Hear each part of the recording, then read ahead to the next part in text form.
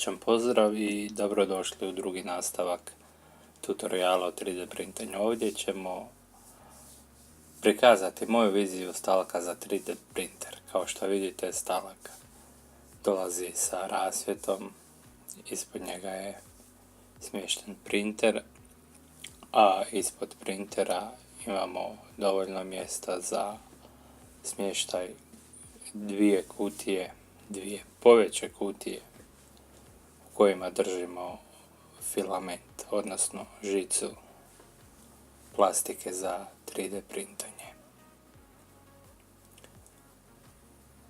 Stalak je napravljen od 4 dijela, o čemu se točno radi malo kasnije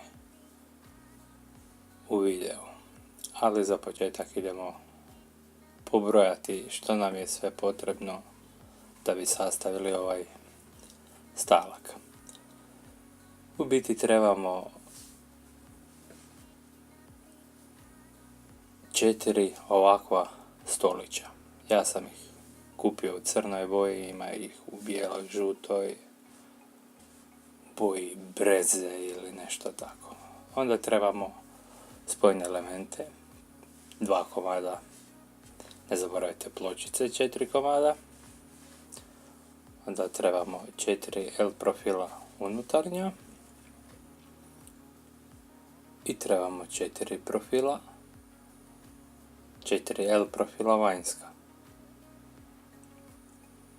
I trebamo alat komada 1 s kojim ćemo to sve sastaviti.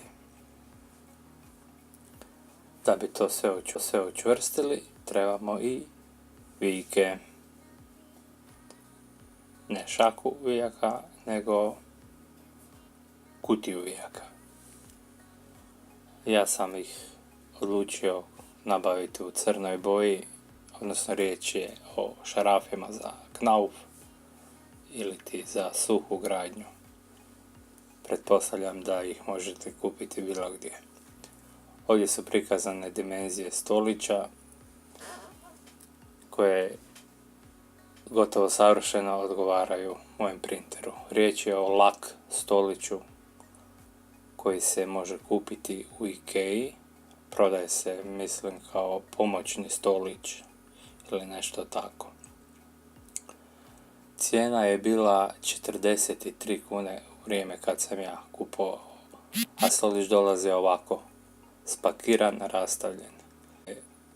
Ploču, 4 noge i jednu veliku kutiju sa 4 manja vika.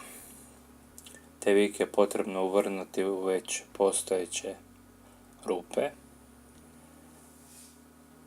Ide relativno jednostavno, možete to napraviti kombiniranim kliještima. Nije teško, ili ako ste malo lijeni kao ja, onda pomoću električnog alata. A sada ubrzani prikaz sastavljanja 4 ova stolića. Ja sam dobio jedan sa oštećenjem, ali malo crnog markera i problem riješen.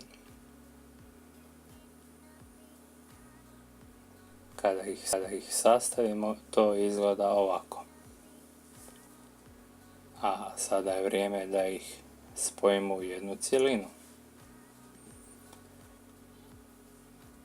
Prvi i drugi stolić smo montirali normalno, a treći montiram obrnuto, odnosno sa pločom prema dolje. Četvrti opet montiramo normalno, tako da dobijemo visoki prostor za smještaj printera. Naravno, tu imate uvijek redovito publiku, još malo publike i malo naštimavanja, dogovora, pregovora i to je to. Donesemo printer, dovučemo struju, isprobamo, radi i to je to. Svjetlo sam montirao, ali naravno nisam snimio postupak montaže, pa eto, to nećete vidjeti. Uglavnom, ledice su gore učvršćene, napajanje ide preko 12 volti i to je to. Uglavnom ništa komplicirano, nekih sat vremena i to je to. Do sljedećeg nastavka, srdačan pozdrav!